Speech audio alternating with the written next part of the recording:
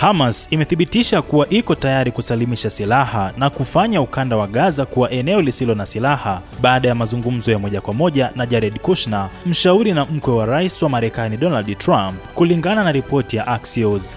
Mazungumzo hayo yalifanyika nchini Misri siku ya Jumapili na yalilenga kupata ahadi ya wazi kuhusu mpango huo. Ahadi hiyo ilitolewa kwa mara ya kwanza mwishoni mwa Julai, wakati Trump aliposema baraza lake la amani limefikia makubaliano ya kihistoria na Hamas kuhusu kuondolewa kwa silaha pamoja na kuhamishwa kwa mamlaka ya kiraia na kiusalama kwa utawala wa wataalamu. Baraza hilo ni chombo cha kimataifa kinachosimamia utekelezaji wa mpango wa amani wa Gaza uliowasilishwa na Trump.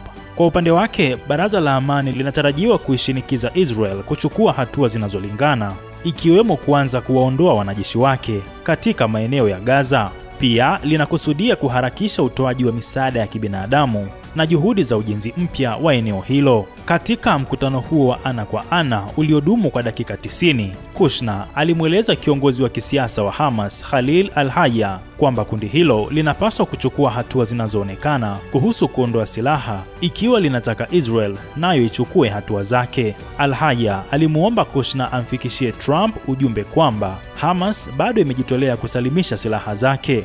Chanzo kilichonukuliwa na Axios kilisema washiriki wa mkutano huo walitaka kuona juhudi halisi badala ya ahadi za maneno, na kwamba mkutano huo ulikuwa muhimu ili kupata uthibitisho wa ahadi hiyo moja kwa moja.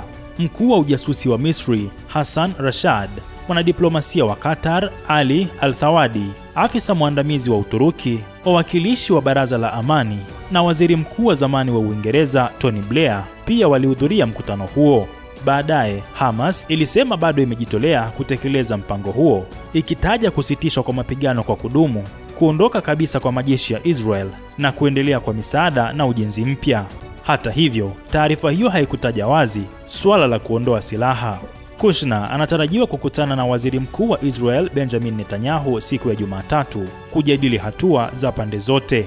Wiki iliyopita, Netanyahu aliukataa mpango huo na kusisitiza kuwa majeshi ya Israel hayataondoka Gaza hadi pale Hamas itakapoondolewa silaha.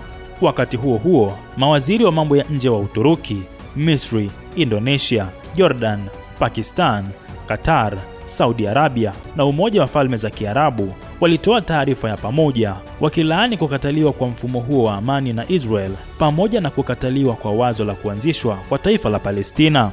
Nchi hizo zilisema Israel inawajibika moja kwa moja na kikamilifu kwa kuzuia juhudi za amani, na zikaitaka Marekani kushiriki kikamilifu katika utekelezaji wa mpango huo ambao umeidhinishwa na azimio la 2803 la Baraza la Usalama la Umoja wa Mataifa.